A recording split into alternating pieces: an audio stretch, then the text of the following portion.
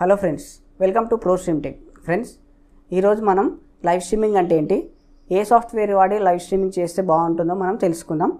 నేను ఓబిఎస్ గురించి చెప్పబోతున్నాను. ఓబిఎస్ అంటే ఏంటి, ఓబిఎస్లో మనం ఏమేమి చేయొచ్చు, ఓబిఎస్ని ఇనిషియల్గా ఎలా డౌన్లోడ్ చేసుకోవాలి, మనకున్న దాంట్లోనే ఓబిఎస్ని ఎలా వాడాలి అనే విషయాల గురించి ఈరోజు మనం స్క్రీన్ రికార్డింగ్ ద్వారా చూద్దాము. రండి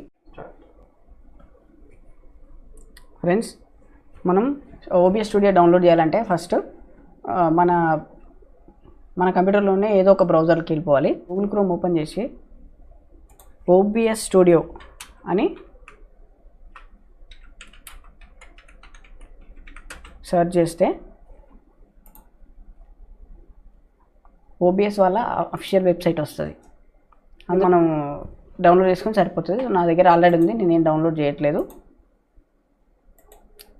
సో డౌన్లోడ్ చేయగానే మనకు ఓబిఎస్ ఓపెన్ చేయగానే మనకు వచ్చే ఇంటర్ఫేస్ చూపిస్తాను.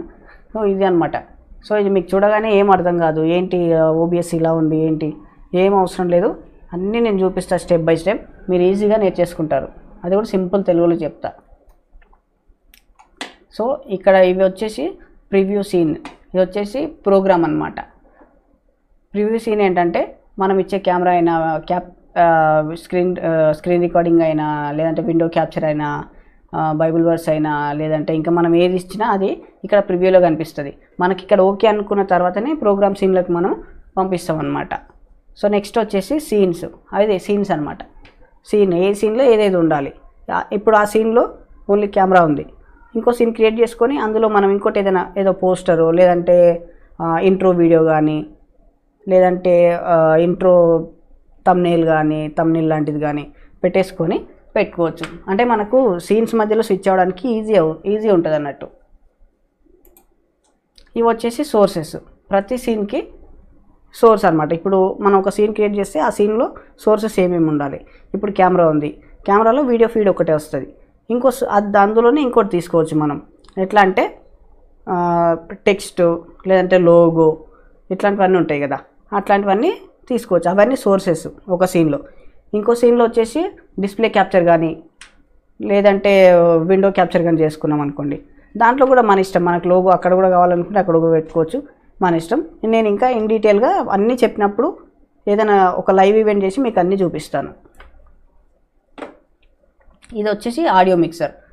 మనము ఆడియో సోర్స్ తీసుకోవాలన్నమాట. ఎట్లా అంటే ఇప్పుడు మన దగ్గర మైక్ ఉన్నా, లేదంటే కెమెరా ఉంటే కెమెరా నుండి వచ్చే డైరెక్ట్ ఫీడ్ అయినా సరే మనం ఇక్కడ ఇందులోకి మనం ఆడియో తీసుకొని మన ఆడియోని లైవ్ స్ట్రీమింగ్లో పంపించడం. నెక్స్ట్ ట్రాన్సిషన్స్ అంటే ఏం లేదు, మనం ఒక సీన్ ప్రివ్యూ నుండి ప్రోగ్రాంలోకి వస్తున్నప్పుడు ఆ స్మూత్నెస్ కోసం, లేదంటే ప్రొఫెషనల్గా కనిపించడానికి, సో అవి ట్రాన్సిషన్స్ అనేవి ఉంటాయి అన్నట్టు. తర్వాత కంట్రోల్ ప్యానల్ అంటే మనం స్ట్రీమింగ్ స్టాప్ చేయడము, లేదా మనం రికార్డింగ్ చేసుకోవాలంటే స్క్రీన్ రికార్డింగ్ చేసుకోవడము, లేదంటే వచ్చే లైవ్ని మనం రికార్డ్ చేసుకోవడము. సో అట్లా కూడా చేసుకోవచ్చు అనమాట. ఇది ఓబిఎస్ స్టూడియో యొక్క ఓవర్వ్యూ. నేను నెక్స్ట్ వీడియోలో వీటిని కస్టమైజ్ చేసుకోవడం ఎలా అనే దాని గురించి చెప్తాను.